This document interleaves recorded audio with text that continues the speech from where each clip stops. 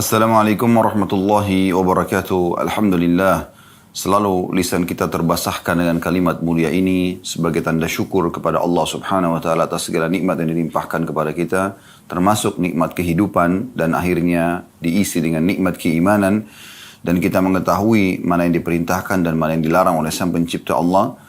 Selanjutnya kita juga panjatkan salam hormat kita, salawat dan taslim kepada utusan Allah Nabi besar Muhammad sallallahu alaihi wa ala alihi wa sahbihi wasallam, yang dengan jasa beliaulah kita memahami syariat Allah Subhanahu wa taala dan juga mengucapkan salam hormat kepada beliau dijadikan ibadah kepada Allah Subhanahu wa taala.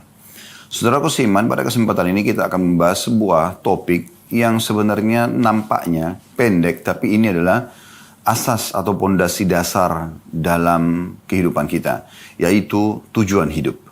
Saudaraku seiman, kita bisa buka bersama-sama di awal acara kita ini surah Az-Zariyat. Ini biar Al-Quran yang menjawab judul kita ini supaya lebih jelas, dan dari situ insya Allah kita akan jabarkan panjang lebar. Surah Az-Zariyat, surah nomor 51 di ayat 56-nya. Di situ Allah Subhanahu wa taala berfirman yang memberikan gambaran tentang judul ini, dan surah atau ayat inilah yang menyebabkan kami memilih juga judul ini. Allah berfirman, "Wa ma khalaqtul jinna wal insa illa liya'budun." Aku tidak ciptakan jin dan juga manusia kecuali untuk mengabdi, menyembah, patuh kepadaku. Jadi teman-teman sekalian, sebagai seorang muslim, kita sudah yakin tentang makna kalimat La ilaha illallah. Tiada Tuhan yang berhak disembah kecuali Allah. Artinya, teman-teman semua melihat, mengarahkan pandangan matanya ke langit, semua yang dijangkau oleh mata kita di sana, dari burung yang terbang, pergantian siang malam, hujan yang turun, awan, bintang-bintang, atau yang tidak terjangkau oleh mata kita. Mungkin kecanggihan teknologi manusia sampai di hari kita sekarang masih belum bisa menjangkau jenis-jenis bintang tertentu di langit sana. Jadi ada yang belum nampak gitu ya. Kemudian juga di bumi, apapun yang nampak, seperti misalnya yang nampak seperti manusia, kita sendiri ya, manusia ini sendiri. Dari beragam macam paras wajah, postur tubuh, kemudian bahasa, kebiasaan, ya, tradisi, dan populasi manusia, interaksi satu sama yang lain di antara mereka. Kemudian juga tumbuh-tumbuhan, dari rumput yang kecil sampai pohon beringin yang besar, dengan beragam macam bentuknya, ya, sifat-sifatnya. Kemudian juga hewan-hewan dengan berbagai macam jenisnya nampak dengan jelas di depan mata kita, apalagi dengan teknologi yang ada sekarang. Kita bisa melihat semua jenis hewan yang ada di hutan, di lautan, diangkat, divideokan, dan kita bisa melihat mereka semua. Walaupun mungkin belum semua terjangkau, tapi kita bisa lihat dari semut yang kecil sampai gajah yang besar, dari ikan yang kecil sampai ikan yang besar, dari burung-burung yang kecil sampai burung yang besar. Jadi semua bisa nampak. Kemudian juga air, ya, yang kita bisa gunakan setiap harinya, api, udara, ya. Ada juga yang tidak nampak dengan mata kita. Udara pun termasuk yang tidak nampak, ya.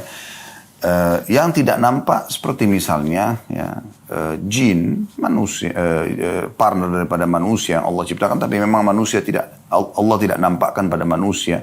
Kemudian semua perasaan-perasaan yang kita rasakan, rasa suka, rasa sedih, ya, senang, ya, gembira, ngantuk, ya, lapar, haus, semua ini tidak nampak, tapi kita bisa rasakan, ya. Semua itu, teman-teman sekalian, kembali kepada satu makna atau satu kalimat, masuk dalam satu kalimat yang selama ini umat Islam selalu ikrarkan dan juga yakini. Bahkan dengan kalimat ini seseorang bisa dianggap masuk ke dalam agama Islam, yaitu La ilaha illallah. Tiada Tuhan yang berhak disembah kecuali Allah. Artinya semua di langit dijangkau oleh tidak dijangkau oleh mata kita, semua di bumi, semua di kedalaman lautan dijangkau oleh tidak dijangkau oleh mata kita. Kata kuncinya, tidak ada penciptanya, tidak ada pemiliknya, tidak ada yang mengurus, tidak ada yang mengawasi kecuali Allah Subhanahu wa taala. Oleh karena itu seorang muslim selalu kembali kepada satu Tuhan ini. Ya, satu Tuhan ini.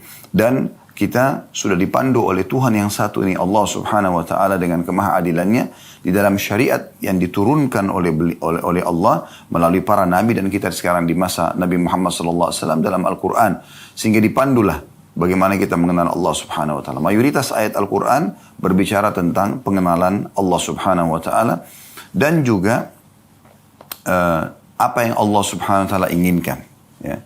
Maka kita jadi tahu Allah perintahkan kita ada yang wajib, sholat, zakat, puasa, kemudian haji, ya, bakti sama orang tua, gitu kan. Ini semua yang wajib-wajib dan disebutkan tentang keutamaannya. Orang kalau sholat dapat apa, orang kalau zakat dapat apa, ya, orang kalau haji dapat apa. Semua disebutkan, bakti sama orang tua dapat apa. Begitu juga dengan amalan-amalan sunnah. Nah, amalan-amalan sunnah. Jadi sholat sunnah, puasa sunnah, semua ini dengan semua keutamaannya, gitu kan? Ada keutamaan-keutamaannya. Juga dalam syariat Allah Subhanahu wa taala dijelaskan apa yang Allah larang, ya, dari zina, riba, memukul, menggunjing, memfitnah, durhaka sama orang tua, mencuri dan seterusnya, dan dijelaskan panjang lebar dengan gamblang, dengan ancaman-ancamannya supaya manusia tidak terjerumus dalam hal tersebut. Sehingga kita pada saat beriman kepada Allah Subhanahu wa taala menjadi orang yang baik, manusia yang sempurna. Kenapa saya katakan begini? Karena memang dalam syariat Allah disuruh kita jadi orang baik, kan? Jujur, amanah, tanggung jawab, bakti sama orang tua, membantu orang susah, ya kan? Semua ini kan kebaikan-kebaikan. Jadi seorang muslim kalau mengikuti imannya kepada Allah SWT, dia akan sangat baik. Dan tentu dia akan jauhi apa yang dilarang. Dusta, mencuri, memukul, mengganggu orang lain, ya, menggibah, memfitnah, dan segala macam hal, ya. Maka seorang muslim yang beriman kepada Allah akan terkontrol hidupnya, ya, akan teratur rapi, kan gitu. Nah, teman-teman sekalian, apa yang kami paparkan tadi ini adalah tujuan hidup kita. Jadi, kalau seandainya ada seseorang yang bertanya, apakah memang saya diciptakan untuk sholat? Jawabannya iya. Apakah saya diciptakan untuk puasa Ramadan? Iya. Apakah saya diciptakan untuk mengerjakan haji ke Baitullah? Iya. Apakah saya diciptakan untuk mengeluarkan zakat? Iya. Apakah saya disuruh bakti sama orang tua? Apakah saya disuruh jujur? Apakah disuruh amanah? Apakah saya disuruh bantu orang susah? Jawabannya iya. Itu tujuan hidup kita. Allah Subhanahu wa taala dalam surah Az-Zariyat tadi menyebutkan tujuan kita hidup di sini untuk itu. Tidak ada tujuan lain. Tidak ada tujuan lain. Ini kita kerucutkan tema bahasan kita ini ke poin ini, teman-teman sekalian. Insya Allah dalam 45 menit ke depan ini kita akan lebih memahami. Nanti kita akan mengatakan, ternyata itu ya. Ya, memang itu target kami. Bagaimana teman-teman kembali kepada pondasi dasar. Ya, kita lahir di muka bumi ini, semua sistem sudah ada. Tiba-tiba kita cuma tahu, ini ibu saya, ini ayah saya. Dan kita tidak bisa mengubah status itu. Nggak bisa kita mengatakan, saya nggak mau ibu ini, saya nggak mau ayah itu. Sudah, pasti akan ke situ. Ada sistem yang mengatur kita. Berarti ada Tuhan yang mengatur ini semua. Ya. Dan pada saat itu, kita akan diurus dari kecil.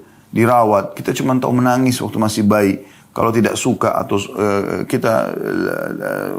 buang air besar, buang air kecil, lapar. Semua hanya dengan tangisan. Dan dengan segera ibu kita langsung datang mengurus kita. Ayah kita sibuk mencari nafkah untuk membiayai hidup kita. Sampai akhirnya kita tumbuh besar, sekolah, seperti biasalah kehidupan kita. Sampai akhirnya kita menikah dan akhirnya kita pun berstatus suami atau istri. Kemudian kita berstatus ayah ataupun ibu. Ya. Dan akhirnya kita juga akan bersama dengan orang-orang tua kita yang terdahulu, yaitu meninggal dunia dan kembali kepada Tuhannya Allah Subhanahu wa taala. Ini rukun iman kita sebagai seorang muslim. Nah, kembali ke pondasi ini penting sekali, teman-teman sekalian. Kenapa banyak orang menghabis-habiskan waktunya pada hal yang tidak bermanfaat? Apalagi kepada kemaksiatan, membuang-buang waktu, ya. Daripada dia menikah, melampiaskan biologisnya pada yang halal, dia pergi kepada perzinahan. Daripada dia bertransaksi dengan jual beli, kejujuran, transparansi, maka dia pergi ke riba, gitu kan? Dan kezaliman, penipuan. Nah ini, kenapa? Karena dia tidak paham tujuan hidupnya. Tujuan hidup sebenarnya untuk menjadi orang baik. Untuk menjadi orang patuh kepada Allah. Dan menjauhi semua yang dilarang. Kalau orang terjerumus pada pelanggaran ini karena tidak paham tujuan hidup dia apa. Dia tidak paham sebenarnya. Kita berada di muka bumi ini dengan sistem yang sudah ada. Semua fasilitas yang ada. Air, udara, semua musim-musim kebutuhan kita, buah-buahan, hewan-hewan, banyak semua terpenuhi. Semua itu hanya satu, mengerucut kepada surah Az-Zariyat tadi, ayat 56. Fahami ini teman-teman sekalian, supaya jangan lagi setelah mendengarkan ceramah ini kita menyia-nyiakan banyak waktu kita. Hanya dipakai pada hal-hal yang tidak ada manfaatnya. Kalau bukan yang Allah perintahkan, wajib atau sunnah, maka minimal Anda kalau mau menggunakan sebagian waktu Anda, sebagian saja kepada hal yang mubah. Kalau yang haram tidak dibolehkan sama sekali. Yang Allah subhanahu wa ta'ala haramkan, itu tujuannya dipelajari untuk dijauhi, bukan dicoba. Tidak usah Anda mengatakan, oh babi Allah haramkan, saya mau coba dulu bagaimana rasanya. Nggak perlu. Nggak perlu Anda mengatakan, oh ini khamar, minuman keras Allah haramkan, saya mau tahu dulu rasanya seperti apa. Dan seterusnya. Tidak perlu. Kita pelajari hanya untuk dijauhi. Nah demikian juga dengan hal-hal yang halal. Allah perintahkan, disuruh kita pelajari dan kita boleh nikmati. Dan kita kerjakan. Sholat, puasa, haji dan seterusnya. Dan semua makanan-makanan halal, minuman halal, pakaian halal, pendapatan halal, silakan nikmati. Nah ini pondasi dasar teman-teman sekalian. Pondasi dasar. Banyak sekali manusia lalai dari masalah ini. Sehingga akhirnya terbuang-buanglah waktu. Dan mereka akan menyesal di akhir hidup mereka. Teman-teman bisa lihat, kita buka juga pelengkap daripada bahasan kita, Al-Quran. Silakan buka di aplikasi handphone Anda. Surah Al-Mu'minun. Surah nomor 23, ayat 99. Ya. Sekali lagi, Surah Al-Mu'minun, surah nomor 23, ayat 99. Di situ Allah subhanahu wa ta'ala menjelaskan tentang bagaimana nanti orang-orang yang tidak mengetahui tujuan hidupnya, mereka kufur kepada Allah subhanahu wa ta'ala, mereka menghabiskan waktunya selama di dunia yang sangat terbatas, 60-70 tahun setelah itu mereka akan meninggal juga. Sebagaimana para penghuni kuburan, kalau Anda lewat di kuburan, Anda akan lihat itu adalah gundukan tanah dan juga batu nisan. Tapi sadar gak kita, kalau di dalamnya ada manusia seperti kita, bahkan mungkin lebih cantik, lebih gagah, lebih kaya, lebih berprestasi, tapi toh juga masuk ke dalam kuburan. Bukan cuma mereka, para nabi-nabi pun merupakan utusan Allah juga masuk ke dalam kuburan. Mereka dikuburkan. Kita pun akan seperti itu. Jangan nanti di saat malaikat maut datang mencabut ruh kita, dan kita sudah dibungkus dengan kain kafan, dimandikan oleh orang-orang terdekat kita yang kita tidak bisa memprotes mereka sama sekali. Mereka tinggal membungkus kita lalu membawa kita ke kuburan. Dan sesuai dengan sabda Nabi SAW, kalau anak Adam meninggal dunia akan ikut ke kuburan 3. Akan ikut keluarganya, akan ikut hartanya, dan akan ikut amalnya. Serta akan pulang 2. Yang pulang adalah keluarganya. Secinta-cinta Anda kepada suami, secinta-cinta Anda kepada istri, secinta-cinta Anda kepada anak, anak kepada orang tua, dan siapalah sahabat dengan sahabatnya, mereka paling lama di atas liang lahat itu setengah jam. Setengah jam, mungkin 1 jam paling lama. Tidak akan pernah ada seorang ibu pun yang sangat cinta dengan anaknya, ayah cinta sama anaknya, suami atau istri cinta satu sama yang lain, atau sahabat sama sahabatnya nginap di kuburan itu, tidak ada. Sudah menjadi sistem yang Allah buat, pasti mereka pulang. Walaupun mereka sedih, tapi mereka tidak akan temani kita di sana. Yang kedua, harta. Semewah apapun mobil yang teman-teman miliki, hanya akan parkir di pagar kuburan. Tidak akan masuk ke liang lahat. Juga kalau mobil Alphard Anda, Ferrari Anda dimasukkan ke liang lahat, mau diapakan? Mobil nggak dipakai di kuburan. Kan gitu. Maka semua ini akan pulang. Kerabat Anda akan beraktivitas mengisi sisa umur mereka, tinggal mereka lakukan isi dengan kebaikan atau keburukan, itu tergantung. Kemudian harta Anda akan dibagi menjadi warisan. Yang tinggal bersama Anda apa? Yang ketiga, yaitu amal. Nah yang selama ini teman-teman tidak fahami tujuan dari hidupnya, untuk sholat, untuk puasa, untuk segala macam, di saat itu mereka menyesal. Coba seandainya. Nah perhatikan tadi surah Al-Mu'minun kita bacakan, ya. Allah subhanahu wa ta'ala berfirman, Qala rabbirji'un. Orang-orang nanti yang kafir, ya, yang kufur kepada Allah, orang-orang yang tidak pernah mengisi dengan amal saleh, ya. Mereka tidak tahu tujuan hidupnya, foya-foya saja, tiap hari mabuk-mabukan, kumpul-kumpul, tidak ada manfaatnya. Tidak ada hasilnya, tidak ada detik-detik yang Allah berikan diisi dengan ibadah, ya. Yang merupakan tujuan dasar tadi surah Az-Zariyat. Dia mengatakan, Qala rabbirji'un. Ya Allah, kembalikan aku, gitu kan. Mereka baru engah di saat malaikat maut sudah depan mata mereka sudah tinggal dicabut ruhnya, baru mereka mengatakan, wahai Tuhanku, kembalikan aku. Hati-hati teman-teman, jangan Anda menjadi orang yang disebutkan dalam surah Al-Mu'minun ini. Itu 99-nya. Ayat 100-nya Allah mengatakan, untuk apa mereka minta kembali?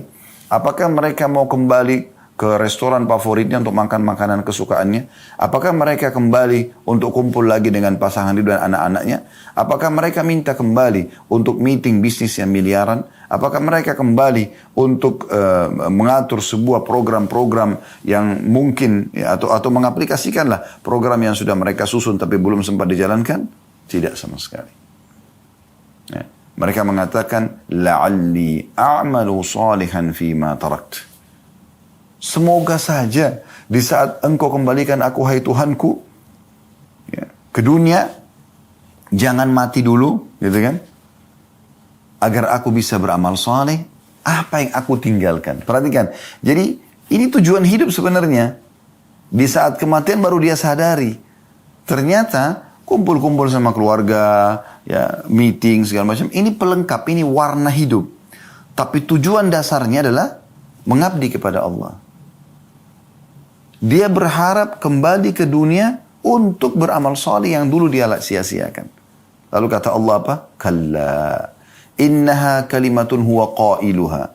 Nggak mungkin, kata Allah. Itu hanya perkataan yang terucapkan di lisan. Wa min waraihim barzahun ila yaumi yub'atsun. Dan di belakang mereka ada barzakh, kehidupan barzakh, ada dinding pemisah antara mereka dengan dunia. Mereka nggak bisa lagi. Nggak ada lagi kuburan terbuka, orang yang mati bisa keluar beraktivitas lagi seperti kita, nggak ada lagi.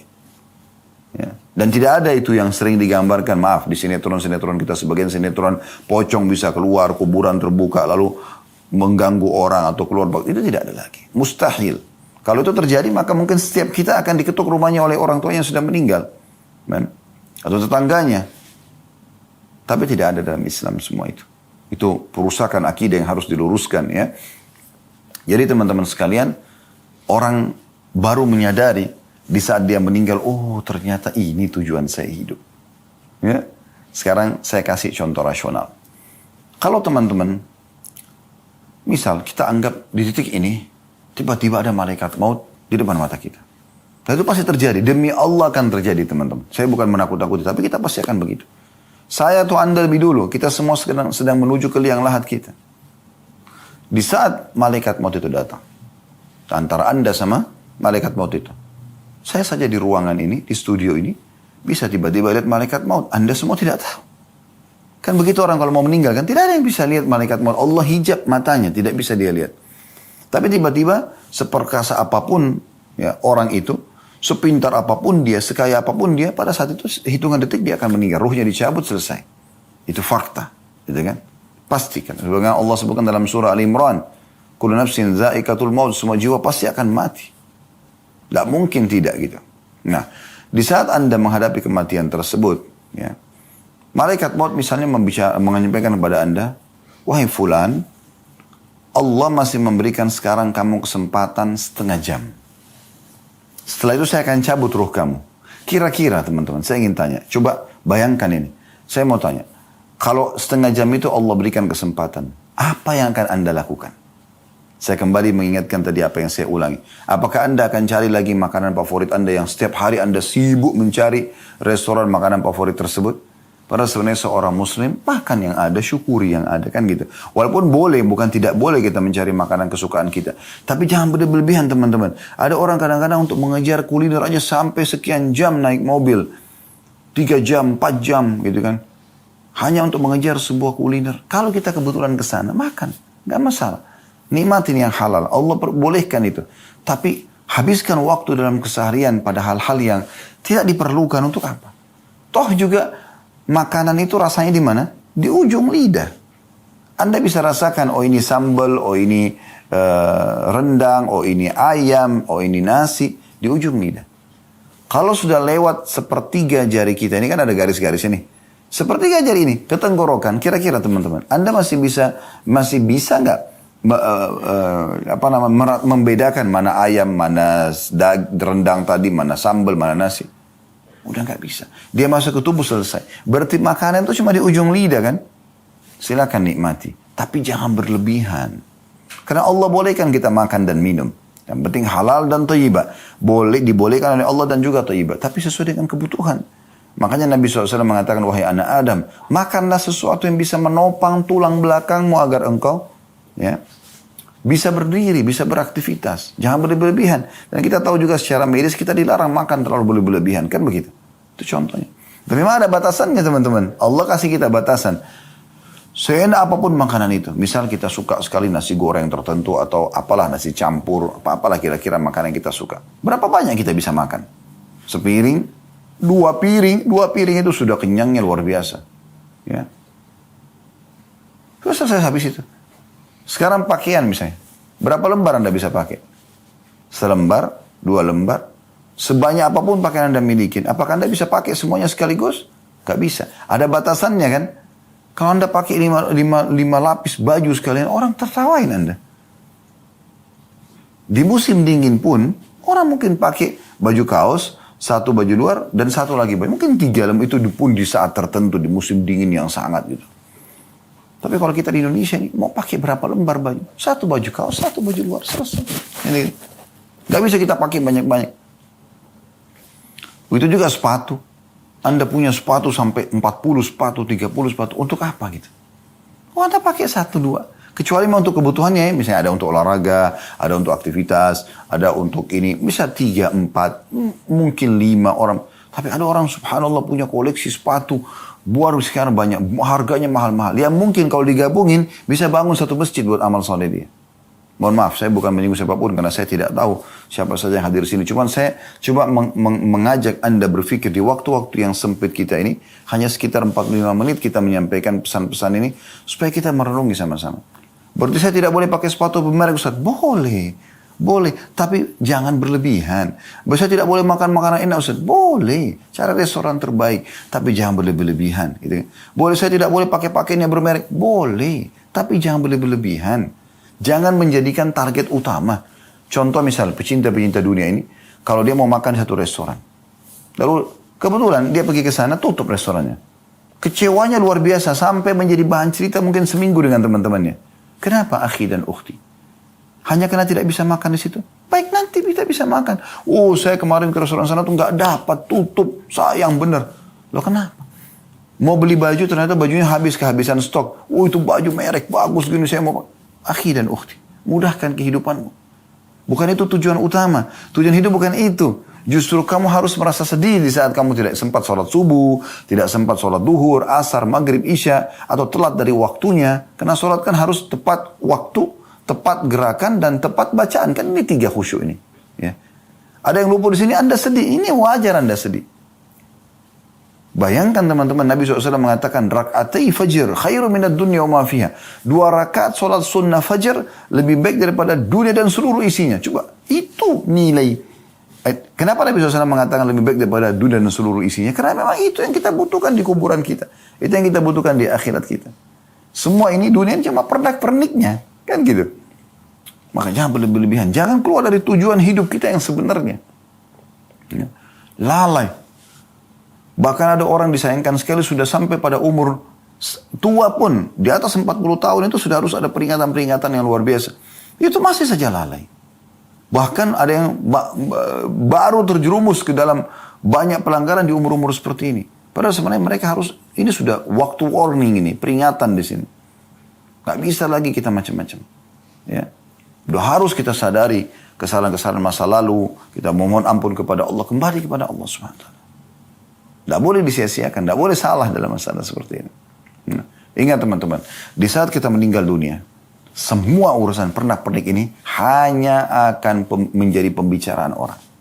Dan itu pun hitungan hari. Misal orang mengatakan, oh itu bajunya dia. Yang dulu kita kejar-kejar tuh, oh itu bajunya si fulan atau fulana. Oh itu sepatunya, oh itu tasnya, oh itu mobilnya, oh itu rumahnya, oh itu anaknya, oh itu suaminya, oh itu istrinya, oh itu orang tuanya, oh itu tetangganya.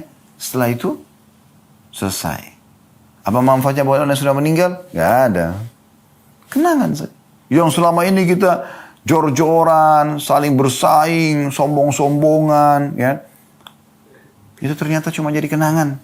Setelah itu akan dipakai oleh orang lain. Mungkin dibagikan kepada orang lain. Sebagian harta kita dijual, dibagi warisan. Anak-anak kita pun akan memberikan kebutuhan-kebutuhan mereka. Selesai. Jadi sudah hitungan hari. Setelah itu orang sudah tidak lagi mengatakan, oh ini simpan, ini bajunya si dia nih. Simpan, nanti mungkin satu waktu dia hidup lagi bisa pakai. Nggak ada begitu. Nggak ada. Nah, yang kita titik beratkan teman-teman sekalian, tujuan hidupmu, hai saudaraku, beribadah kepada Allah.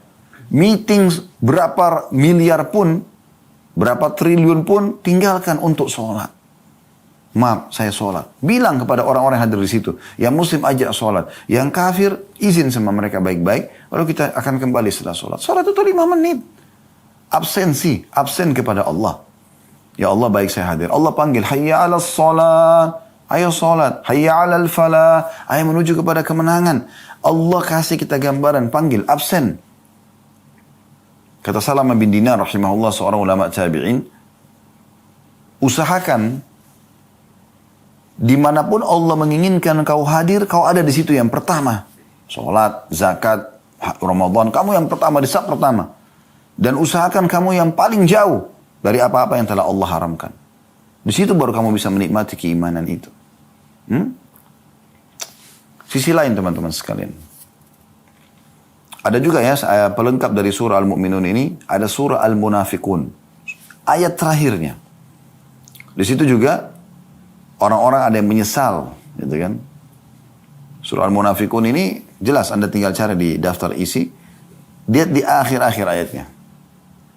Allah mengatakan wa anfiqu mimma razaqnakum min qabli an ya'ti ahadakumul maut fayaqula rabbi laula akhartani ila ajalin qaribin fa asaddaq wa aku minas salihin. Kata Allah SWT, infakkan, segera keluarkan harta-hartamu di jalan Allah Subhanahu Wa Taala sebelum datang kepada seseorang dari kalian kematian. Lalu dia berkata pada saat itu, wahai Tuhanku, terlambatkan beberapa saat dulu kematianku. Untuk apa? Untuk makan makanan favorit, untuk ngobrol sama teman-teman, untuk biologis dengan pasangan? Nah, fa'as-saddaq, agar aku bisa bersedekah. Wa aku minas salihin, dan aku menjadi orang-orang saleh. Tapi Allah mengatakan wala yuakhirallahu nafsan idza jaa ajaluha. Allah khabirun bima ta'malun. Allah tidak akan pernah menerlambatkan ajal seseorang kalau datang, dan Allah akan memberitahukan apa yang kalian kerjakan. Akhir surah Al-Munafikun. Ini pelengkap tadi yang surah Al-Mu'minun ayat 99 sampai tadi 101 gitu kan. Jadi teman-teman sadari poin ini. Tujuan kita mengadakan taklim Zoom ini pada waktu ini, dan Anda pun meluangkan waktu, saya meluangkan waktu, mungkin kita punya aktivitas yang lain. Semua tidak ada lain kecuali untuk menyadari tujuan hidup kita apa. Dan tidak ada yang bisa menyelamatkan diri kita kecuali kita sendiri, teman-teman sekalian. Allah Subhanahu Wa Taala mengingatkan dalam Al-Quran, Inna Allah la yughayyiru ma biqaumin hatta yughayyiru ma bi anfusihim. Allah tidak akan mengubah nasib satu kaum sampai mereka mengubah nasib mereka sendiri. Kalau Bapak Ibu tidak segera menyelamatkan dirinya, menyadari masalah ini, maka pastikan teman-teman sekalian, kalau Anda akan menyesal nanti di akhir ajal nanti. Dan ingat teman-teman, jangan pernah bangga dengan amal soleh yang pernah kita kerjakan. Oh, saya sudah sekian kali haji, sudah sekian kali umrah, umur saya sudah sekian puluh tahun, saya sudah berapa kali sholat, ya saya sudah bakti sama orang tua saya. Jangan pernah berbangga dengan itu. Karena Anda tidak pernah tahu apakah itu sudah diterima dengan pahala sempurna atau tidak. Oleh karena itu kita selalu disuruh berbuat amal soleh setiap hari selama ajal kita belum datang. Kenapa teman-teman kita selalu sholat tiap hari? Kenapa kita selalu baca bismillah setiap kali mau makan dan minum? Kenapa enggak sekali seumur hidup saja? Karena memang kita butuh memperbanyak amal soleh tersebut, dan kita bersaing di situ untuk mendapatkan derajat tertinggi di surga nanti, di akhirat nanti. Teman-teman sekalian, saya ingin masuk kepada poin, lalu apa yang harus saya lakukan agar hidup saya ini sesuai dengan tujuannya. Yang pertama, teman-teman sekalian, bersyukur kepada Allah Subhanahu Wa Taala atas nikmat kehidupan yang Allah berikan ini. Dan syukur caranya adalah dengan menggunakan nikmat kehidupan ini pada ketaatan kepada Allah. Nah itu bentuk syukur. Dan tidak masuk akal teman-teman sekalian, orang yang bersyukur kepada Allah dia gunakan untuk bermaksiat. Kan gitu. Anda kalau diberikan kebaikan, ada jasa dari seseorang yang lain, tidak masuk akal kalau Anda balas dengan kejahatan kan. Harusnya Anda balas dengan kebaikan. Ya, Anda berterima kasih pada dia, Anda memuji-muji dia, Anda membalas mungkin ya dengan kebaikan-kebaikan. Nah, tanpa menyamakan Allah dengan makhluknya, kita harusnya begitu. Tanda syukur kita kepada Allah harusnya kita gunakan di atas ketaatan kepada Allah subhanahu wa ta'ala. Ada statement yang menarik ya, dari Ibnu Qayyim rahimahullah. Beliau mengatakan, asyukur zuhur athar ni'matillahi ala lisan abdihi, thana'an wa'tirafan. Syukur itu, ya, itu adalah nampak dari lisan seorang hamba sebagai bentuk bekas nikmat Allah dengan puji-pujian dan mengakui sebagai nikmat. Wa ala qalbihi syuhudan wa mahabbah, dan dalam hatinya ada kesaksian kalau ini memang nikmat dari Allah, dan juga mencintai pemberi nikmat itu. Wa ala jawarihi inqiyadan wa ta'ah, dan anggota tubuhnya itu menunjukkan tentang bagaimana dia tunduk dan patuh kepada Allah subhanahu wa ta'ala. Jadi tidak masuk dalam syukur itu teman-teman kalau orang itu justru melakukan kemaksiatan kepada Allah. Dan sederhana, teman-teman faham gak atau sadari gak? Maaf, saya bukan menggurui. Kalau ibadah itu punya kenikmatan. Dulu di majelis ilmu seperti ini dengarkan ceramah itu punya kenikmatan. Kenapa Anda tidak lakukan setiap hari? Kenapa hanya 45 menit atau 1 jam? Tentu waktu kita sekarang segitu. Tapi Anda bisa ulangin kan? Di playlist YouTube kami, kalau Anda datang ke channel YouTube kami, Khalid Basarma Official, ada playlistnya. Setelah beranda, ya, ada home itu, kemudian ada playlist. Anda klik, ada 25 lebih ya, seingat saya kajian kitab di sana. Anda bisa privat bersama kami. Anda tinggal pilih kitab mana, ya. Dan kitab yang paling mahal itu 150.000 rupiah saja harganya, Minhajul Muslim. Itu 1000 lembar. Semua sudah kami bedah kecuali ya bab warisan saja. Anda bisa ikutin setiap hari Anda dengarkan. Hari Senin misalnya Anda jadwalkan untuk belajar Minhajul Muslim. Hari Selasa Anda ingin belajar hadis, ada Sahih Targhib Tarhib, ada Riyadhus Shalihin, ada Sahih Hadis Qudsi. Ada banyak pilihannya ya. Ada Bulughul Maram, itu fikih hadis ya. Kemudian juga hari Rabu misalnya Anda mau belajar ya, dosa-dosa besar, ada Al-Kabair. Sudah 140 lebih dosa-dosa besar yang kita sudah bahas gitu kan. Dari durhaka sama orang tua, berbuat syirik, membunuh, berzina, riba dan seterusnya. Banyak di situ Anda bisa dengarkan. Kurikulumkan sehingga nanti Senin depan Anda cuma kembali kepada Minhajul Muslim. Hari Selasa Anda cuma kembali kepada kajian kitab hadis. Ya, Selasa depan. Hari Rabu Anda cuma mendengarkan dosa-dosa besar. Hari Kamis misalnya Anda mau belajar masalah rumah tangga. Kami ada bedah buku Mahkota Pengantin. Ada juga bedah buku lanjutannya Begini dan Mendidik Anak dalam Islam. Kemudian hari Jumat misalnya Anda ingin mendengarkan sejarah Nabi. Ada 40 sekian, 50 sekian episode ya. Seingat saya. Kemudian juga ada serial-serial sahabat ya. Ada 40 lebih juga sahabat, biografi mereka, perbuatan amal-amal mereka, supaya kita mudah contohin gitu petuah-petuah mereka dan seterusnya. Misalnya hari Sabtunya misalnya Anda ingin belajar tentang contoh misalnya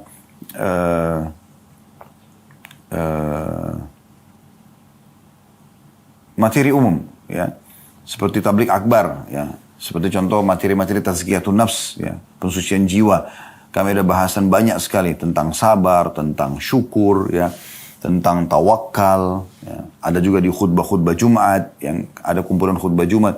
Cukup banyak. Ya, cukup banyak. Nah itu semua teman-teman Anda bisa pelajari, bisa jadikan sebagai kurikulum. Contoh. Ya. Begitu juga ada kenikmatan sendiri Anda, ada kepuasan dalam jiwa. Di saat Anda mengerjakan ibadah apapun yang Anda tahu itu ada keutamaannya. Makanya kami selalu tekankan, teman-teman kalau mau kerjakan satu bentuk ketaatan kepada Allah, jangan kerjakan sampai Anda tahu janji Allah apa di ibadah tersebut. Misalnya, Anda mau rajin bersedekah. Bagaimana caranya? Supaya rajin Anda baca janji Allah di sedekah itu. Anda ketik di Google, keutamaan sedekah. Coba baca artikel-artikel situ. Anda ketik di YouTube, keutamaan sedekah. Banyak sekali ustadz-ustadz, kiai-kiai kita menceritakan tentang masalah sedekah. Anda bisa dengarkan. Maka itu akan jadi motivasi buat Anda. Atau Anda beli buku. Seperti Riyadhus Shalihin tadi yang sudah saya sebutkan. Anda bisa beli semua itu isinya keutamaan-keutamaan. Sahih Targhib Tarhib yang kita bedah di setiap hari Jumat itu juga ada keutamaan semuanya isinya. Ya. Kemudian Anda coba kerjakan setelah Anda tahu, oh saya dapat ini nih kalau saya sedekah. Saya dapat ini nih kalau saya sholat malam, kalau saya sholat duha. Maka Anda termotivasi untuk mengerjakan itu. Nah ini poin yang perlu untuk digarisbawahi ya. Jadi ini poin pertama saran kami, yaitu Anda bersyukur kepada Allah, dan syukur itu harus nampak teman-teman. Lisan kita selalu mengatakan Alhamdulillah. Ada yang mengatakan, oh rumahnya bagus bu ya pak ya, Alhamdulillah. Ini mobilnya bagus ya, Alhamdulillah. Oh Masya Allah, masih cantik atau makin cantik, makin gagah, Alhamdulillah. Oh Masya Allah ada jabatan, semua Alhamdulillah. Syukur kepada Allah. Karena memang itu tidak ada daya dan kekuatan kita kecuali dari Allah SWT. Bahkan kalau Anda mau, Anda ikuti dengan tawadhu, merendah, Anda mengatakan, iya Allah amanahkan kepada saya. Alhamdulillah Allah amanahkan rumah ini, Allah amanahkan mobil ini, Allah amanahkan anak-anak ini, Allah amanahkan suami atau istri ini, Allah amanahkan jabatan ini. Kita katakan begitu. Karena memang itu bukan milik kita, setiap saat kan kita bisa tinggalkan. Tadi saya sudah kasih contoh kalau kita meninggal dunia ya. Jadi kita seperti itu, bersyukur kepada Allah. Nampak di lisan dengan i'tiraf, tadi kata Ibnu Qayyim rahimahullah, dengan nampak bersyukur. Kemudian di hati kita yakini memang oh ini nikmat Allah. Besarkan nikmat itu teman-teman walaupun kecil. Besarkan dia. Kita bisa hirup oksigen, ini sebuah nikmat yang besar. Dan yang kita bisa mendengar sebuah nikmat yang besar. Bahkan mohon maaf, Anda bisa buang air besar, mengeluarkan angin, buang air kecil. Nikmat Allah yang besar. Bayangkan banyak orang dirawat gara-gara tidak bisa buang air besar, tidak bisa buang air kecil. Terlalu banyak nikmat Allah yang melimpah ya. Yang kadang-kadang manusia karena termudahkan depan mata dia, maka dia anggap remeh. Nah ini penting sekali teman-teman sekalian. Syukuri nikmat Allah subhanahu wa ta'ala. Yang kedua, yang harus Anda lakukan, ya, mulailah Anda membuat program-program ibadah Anda. Dan mulai dengan hal-hal yang wajib saja dulu. Tata sholat Anda. Sholat 5 waktu. Azan, nggak ada kegiatan lain. Sholat. Apapun konsekuensinya. Nggak, saya harus sholat. Karena ini kewajiban. Kalau bertemu antara hak wajibnya Allah dengan hak wajibnya makhluk, misalnya Anda mau sholat 5 waktu, ada panggilan suami bagi ibu-ibu, ada panggilan orang tua, itu juga wajib dalam agama Islam. Tapi karena bertemu dengan hak wajibnya Allah, harus kita dahulukan haknya Allah. Sholat dulu. Ada kalau lagi sholat biar dipanggil suami, dipanggil orang tua, nggak boleh kita batalin. Beda kalau hak Allah yang sunnah, sholat sunnah, bertemu dengan hak wajibnya makhluk. Misal Anda lagi sholat sunnah dipanggil oleh suami atau dipanggil oleh orang tua kita, boleh kita batalin sholat sunnah itu. Karena memang yang wajib kita dahulukan. Tapi kalau ketemu dengan yang wajib tidak bisa. Tata hidup Anda, ibadah Anda mulai dari yang wajib. Tingkatkan kualitasnya dan tingkatkan kuantitasnya bagi yang bisa ditingkatkan kuantitasnya. Ya, maaf, kuantitas di wajib ini tidak ada. Kualitas, nanti di sunnah itu ada. Kualitas yang Anda tingkatkan. Sholat misalnya, Anda tadi 3 poin saya bilang. Tepat waktu. Azan kerjakan di awal waktu. Karena kata Nabi SAW itu ditanya oleh seorang sahabat, amal apa yang paling Allah cintai? Boleh mengatakan sholat di awal waktunya. Kemudian tepat gerakan. Pelajari baik-baik gerakan-gerakan sholatnya. Ya. Tentu dimulai dari wudu. Kemudian yang selanjutnya adalah tepat bacaannya. Tingkatkan kualitasnya dari sebelumnya. Mulai dari sini insya Allah akan baik semuanya. Kalau ini sudah berjalan bagus, baru kemudian Anda masuk ke sholat-sholat sunnah. Dan jangan kagetkan diri kita. Sholat malam, atau sholat yang berdekatan dengan sholat wajib dulu deh. Sunnah rawatib, qobliyah, ba'diyah, ya. Mulai. Anda baca keutamaannya. Ya. Kata Nabi SAW, siapa yang menjaga 12 rakaat sehari semalam, maka Allah akan bangunkan baginya istana di surga. Kan gitu, ada sholat-sholat sebelum dan sesudah wajib. 2 rakaat sebelum subuh, ada 4 rakaat sebelum duhur, 2 rakaat sudah duhur, 2 rakaat setelah maghrib, 2 rakaat setelah isya, itu 12 rakaat misalnya. Kemudian Anda ya tingkatkan ke sholat malam, ya, tingkatkan ke sholat taubat. Jadi Anda mulai tingkatkan ke yang lain. Kalau Anda misalnya sudah mulai rutin mengerjakan sholat malam 2 rakaat, Anda tingkatkan lagi ke 4 rakaat, tingkatkan lagi ke 8 rakaat, sampai nanti Anda 11 rakaat. Setelah itu Anda konsisten menjaganya. Nah, di sini di sholat sunnah, tadi saya bilang ditambah. Selain kualitas, Anda tingkatkan kuantitasnya. Kuantitas maksudnya apa? Tadi kalau 2 rakaat Anda jadikan 4 rakaat. 4 rakaat Anda jadikan 6 rakaat. Terus sampai sempurna. 11 rakaat. Kalau sudah itu, sudah sempurna, Anda konsisten, Anda mulai menambah kuantitas bacaan. Tadi Anda cuma baca inna atayna wal asr. Anda sekarang tambah dengan, diperpanjang dengan surah ad-duha, ya, al-a'la, dan seterusnya. Kalau Anda sudah mulai mulai terbiasa sebulan, 2 bulan, 6 bulan, Anda pindah ke kualitas atau kuantitas bacaan yang lebih panjang. Di sholat-sholat sunnah teman-teman, fatwa ulama sudah membolehkan kita memegang mushaf, memegang Quran, atau memegang aplikasi Al-Quran di handphone kita. Sambil baca dari awal Al-Baqarah sampai khatam nanti dengan sholat malam Anda. Kan gitu. Ini boleh. Baik, ini sholat. Misalnya terus Anda pindah ke puasa Ramadan. Ya. Anda jaga kualitasnya. Ramadan yang lalu apa yang kurang Anda sekarang sempurnakan. Ibu-ibu yang masih punya utang-utang Ramadan jangan ditunda-tunda. Usahakan pada saat sudah selesai Lebaran Idul Fitri Anda sudah langsung masuk ke masuk ke kalau Anda sudah kerjakan puasa Ramadannya, Anda mungkin ada hal-hal yang, utang Ramadan tadi, kalau Anda punya utang, dulunya Anda suka tunda-tunda sampai menjelang Ramadan akan datang, sekarang Anda kerjakan lebih cepat. Ya. Begitu selesai Lebaran, Anda sudah langsung bayar utang Anda, tanpa Anda utang, supaya kalau Anda meninggal, tidak ada beban, gitu kan. Kemudian kalau sudah Anda mulai pindah ke puasa-puasa sunnah, Senin, Kamis, Ayyamul Bid, ya. Anda coba lakukan, tingkatkan. Ini harus Anda sendiri yang lakukan. Begitu juga dengan zakat, setahun sekali. Baik, ada zakat, ada sedekah. Kalau sedekah setiap hari kita dianjurkan. Ada haji, sekarang setahun sekali. Ya kan? Dan ada umrah yang bisa kita kerjakan sepanjang tahun. Maka ini semua buat program hidup Anda, mulai dari yang wajib, kemudian Anda sempurnakan dengan yang sunnah. Yang ketiga teman-teman sekalian, jauhi semua kemaksiatan. Tutup semua keran-kerannya. Dimulai dari yang wajib. Dimulai maksudnya yang haram. Ya, dimulai dari yang haram. Ya, ini harus difahami baik-baik. Jadi, apapun yang haram Anda tinggalkan. Tidak boleh sama sekali Anda biarkan pintu terbuka. Masa lalu biarkan berlalu. Setelah taklim ini tidak boleh lagi. Begitu juga nanti kalau sudah Anda maksimal meninggalkan yang haram, Anda pindah ke yang makruh. Makruh pun jangan dikerjakan. Karena memang kedua hal ini dilarang dalam agama. Walaupun makruh tidak berdosa kalau dikerjakan. Tapi tinggalkan. Minum berdiri, makan berdiri, kan itu semua makruh hukumnya. Tapi usahakan tinggalkan supaya nanti lama-lama Anda kan menuju kepada kesempurnaan apa merupakan tujuan hidup Anda. Dan yang terakhir teman-teman, yang keempat, banyak berdoa kepada Allah Subhanahu wa taala. Banyak berdoa kepada Allah Subhanahu wa taala, dan ingat berdoa ini harus diikutkan juga dengan ada poin kelima sih ya. Setelah berdoa kepada Allah Subhanahu wa taala, yang kelima itu komunitas. Komunitas kita harus komunitas yang baik, yang sehat. Karena kalau kita berteman dengan 10 orang yang jauh dari agama, kita akan terpengaruh. Kita berteman dengan 10 orang penghafal Quran, kita juga akan terpengaruh. Jadi hati-hati. Hati-hati sekali.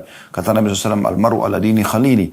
Seseorang sesuai dengan agama temannya atau lingkungannya. Falyandur ahadukum ila man yukhalil. Maka harus kalian melihat siapa yang kalian jadikan sebagai teman kalian. Jadi pilihlah teman-teman yang bisa memberikan kita motivasi untuk selalu beriman kepada Allah di dunia, beramal soleh, bersaing dalam masalah itu, dan di akhirat dia bisa memberikan syafaatnya. Bukan justru orang di dunia menyesatkan kita, di akhirat malah bisa menarik kita ke api neraka. Wa na'udzubillah. Semoga bermanfaat dan semoga Allah SWT menyatukan kita di surga Firdausnya tanpa hisab sebagaimana disatukan dalam majelis ilmu yang mulia ini. Dan kalau ada benar pasti dari Allah Subhanahu wa taala, kalau salah dari saya teman-teman sekalian mohon dimaafkan. Subhanakallahumma bihamdika asyhadu an la ilaha illa anta astaghfiruka wa atubu ilaik. Wassalamualaikum warahmatullahi wabarakatuh.